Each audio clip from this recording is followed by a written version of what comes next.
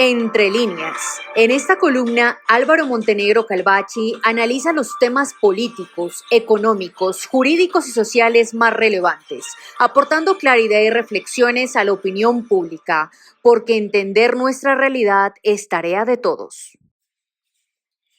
Cordial saludo. Mi columna de hoy, Entre líneas, la he titulado Por el derecho a la información y a la libre expresión. El artículo 20 de la Constitución Política de Colombia garantiza a toda persona la libertad de expresar y difundir su pensamiento y opiniones, la de informar y recibir información veraz e imparcial, y la de fundar medios masivos de comunicación. Estos son libres y tienen responsabilidad social. Se garantiza el derecho a la rectificación en condiciones de equidad. No habrá censura.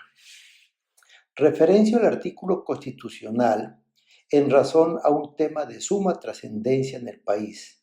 alusivo al derecho de información y libertad de expresión, con motivo de las alocuciones del señor presidente de la República, Gustavo Petro Urrego, y la decisión que adoptó el Consejo de Estado en un fallo de tutela de primera instancia. Los accionantes argumentaron que las constantes e ilimitadas transmisiones de las intervenciones del jefe de Estado,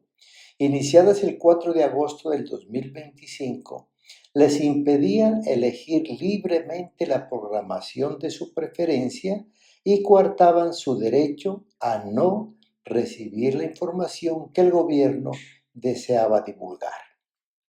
La corporación decidió limitar las alocuciones del presidente al considerar que se había vulnerado el derecho de información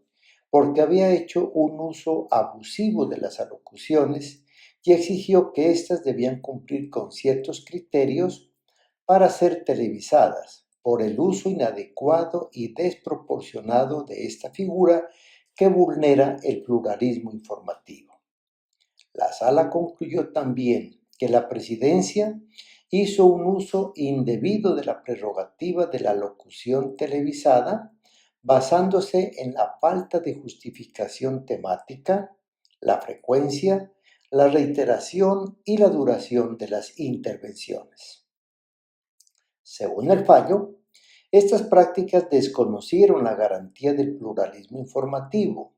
un componente esencial del derecho a la información, y se vieron agravadas por la omisión de la Comisión de Regulación de Comunicaciones, CRC, que ha tolerado, pese a contar con las facultades legales para evitarlo, la utilización indebida de la figura de la alocución presidencial. Para proteger el derecho vulnerado, el Consejo de Estado ordenó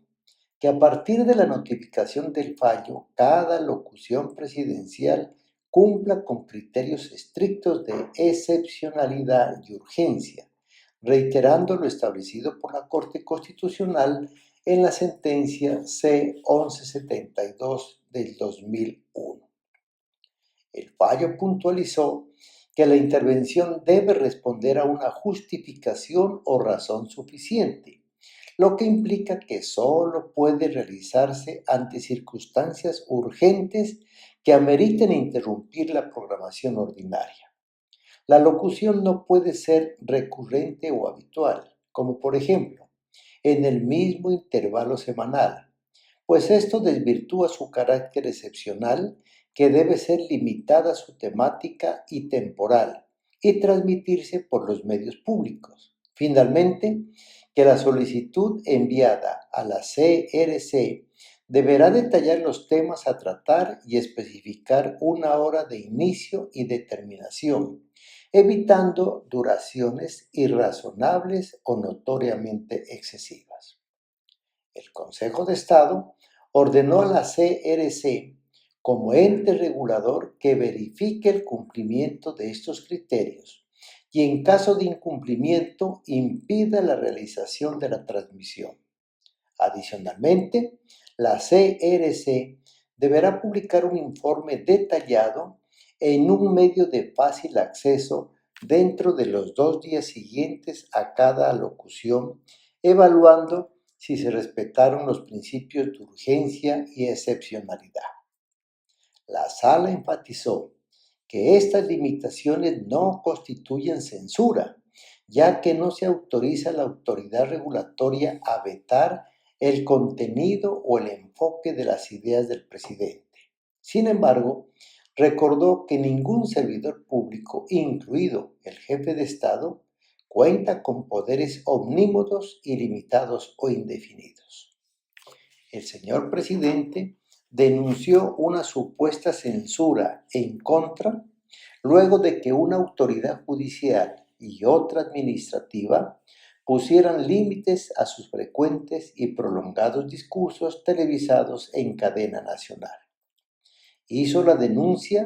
luego de que la Comisión de Regulación de Comunicaciones, la CRC, decidió que no autoriza la emisión de una locución presidencial solicitada por la presidencia para el miércoles 15 de octubre por la noche para hablar sobre los cultivos de coca.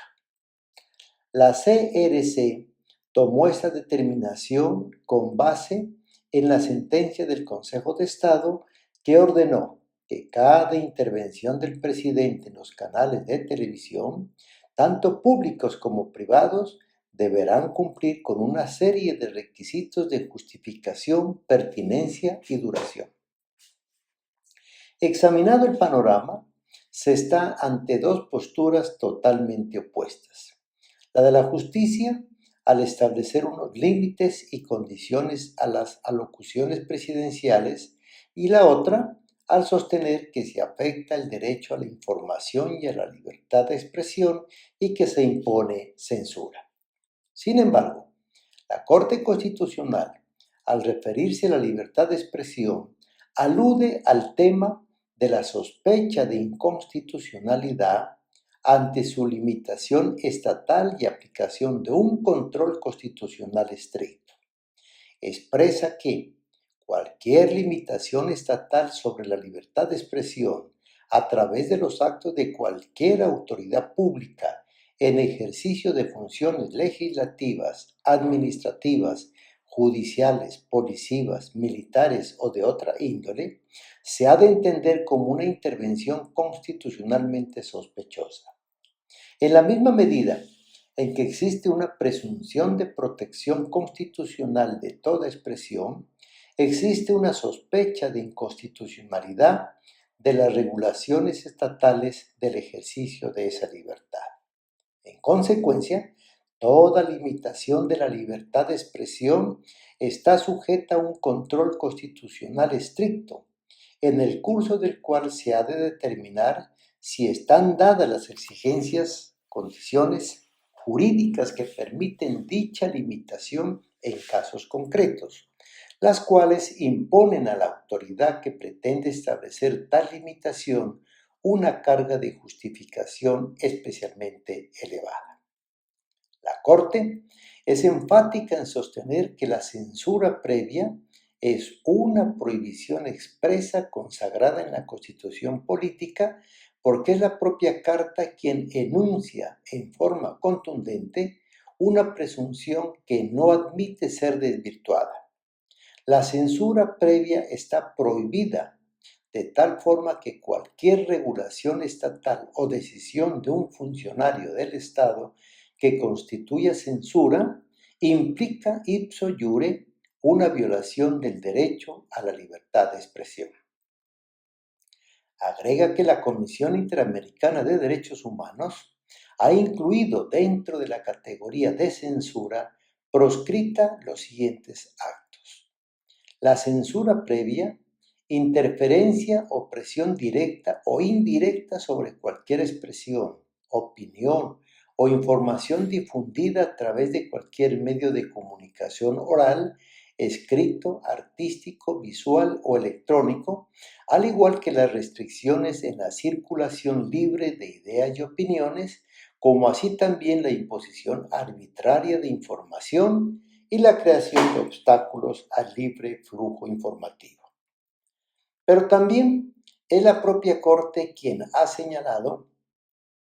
que la información que el jefe de Estado brinda a la opinión pública y la posición oficial al respecto debe encontrarse justificada en función del interés público sobre el que se informa.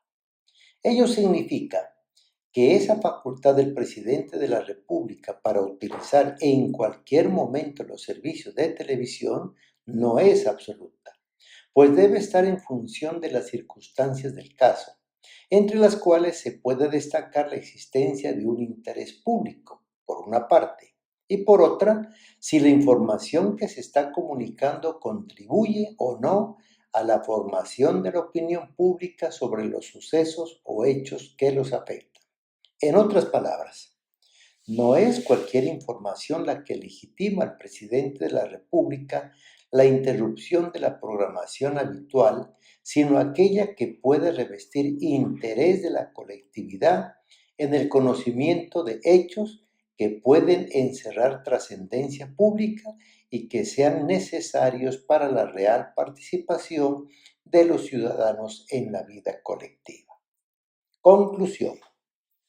Opino entonces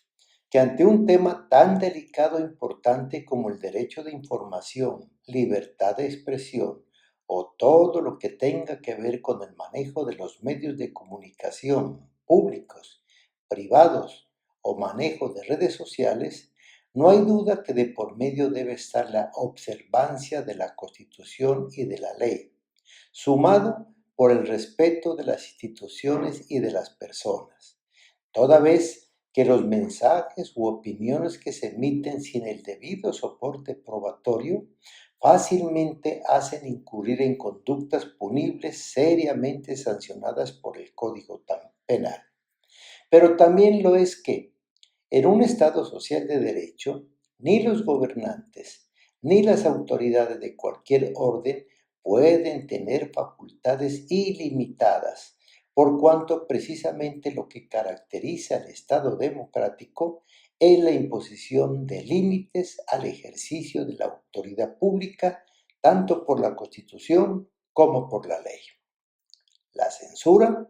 jamás podrá ser aceptada porque cercena la esencia de la democracia que una sociedad debe defender como forma de convivencia pacífica. Y si bien es cierto, el Consejo de Estado en primera instancia ha proferido el fallo de tutela referenciado, que podría dar una lectura que entra en contraposición con la sentencia de la Corte Constitucional, también lo es que un pronunciamiento de segunda instancia dará claridad al respecto, con la particularidad que tanto las autoridades como la sociedad civil estamos en la obligación de propiciar mecanismos de protección nacional o internacional cuando el derecho fundamental a la libre expresión se vea afectado o conculcado. Muchas gracias por su atención y nos volveremos a encontrar el próximo domingo.